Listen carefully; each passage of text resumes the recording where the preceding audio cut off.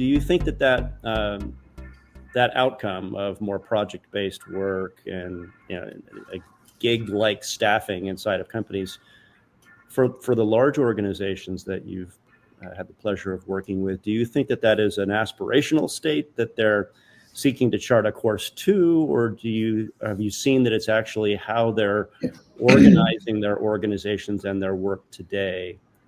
And if so, are they doing that in response to the insistence or the demands of the workforce that just wants to be engaged at a gig level?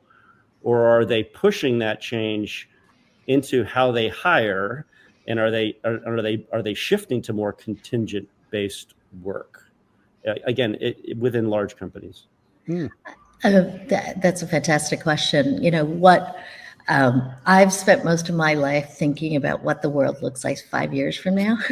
So sometimes I have to be brought back to like, what is it today? And so framing that question, I think what's going to happen is we already know that 30% of all the work that we do is going to be automated, right? And so I think companies today are probably focused on what that 30% looks like. And similarly to when COVID hit, people couldn't even imagine how you could have a distributed workforce working from home. Like hybrid didn't even exist. And so I think most companies today have a line of sight of like, we just have to get through what this disruption is going to look like. And then I think they have line of sight to the fact that in the future, when we think about work, we just need to figure out how to be faster. We have to create a learning culture for our people so that they can continue to evolve at the speed of what technology is currently evolving, right?